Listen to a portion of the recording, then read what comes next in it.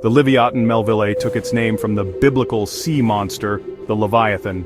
In the Bible, Leviathan was described as a colossal, serpent-like beast, often used as a metaphor for an unstoppable enemy. Over time, the word Leviathan came to mean great whale, and Herman Melville's classic Moby Dick cemented that connection. And that's exactly what Livyatan was.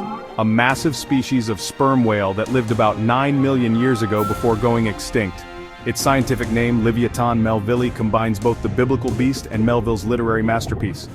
And honestly, this creature was nothing short of terrifying. But what if it never went extinct?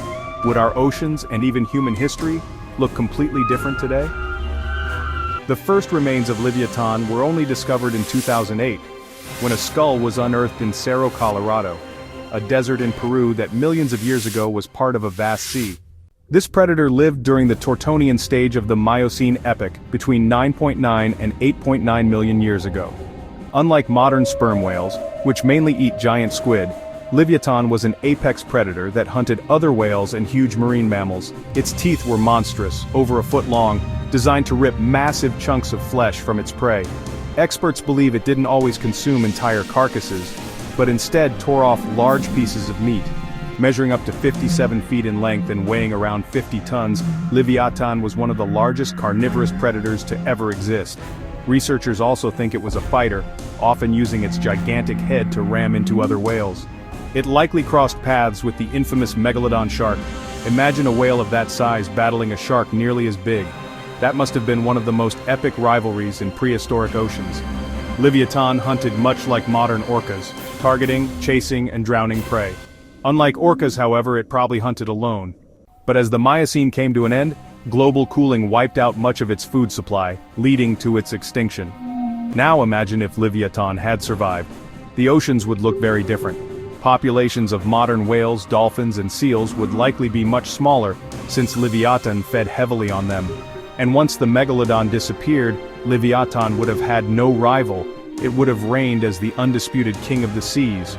Because it required so much food, Livyatan would have migrated with the seasons, spending winters near the equator and summers in polar regions. Coastal communities might often find the remains of half-eaten marine mammals washed up on their shores, marked by the whale's massive bite. Narrator VO. Human history would also carry echoes of this beast. Instead of just Moby Dick, we'd likely see countless legends, myths, and folk tales about Livyatan. Narrator VO. The Incas, for example, might have revered it as a god. Tourists in Peru today might be buying Livyatan souvenirs right next to alpaca merchandise. Narrator VO. The Inuit, who have depended on whale hunting for thousands of years, would have faced dangerous competition for food. Narrator VO.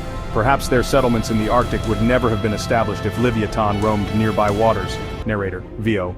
And the Vikings? Evidence shows they hunted whales too, so it's very possible they would have encountered Livyatan. Narrator VO. Would it have ignored their ships or mistaken them for prey and rammed them apart? We can only speculate.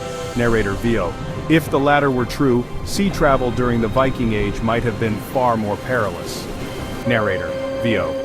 In the end, while Livyatan's survival wouldn't have drastically rewritten all of human history, it would have reshaped marine ecosystems, cultures, and myths in ways we can only imagine.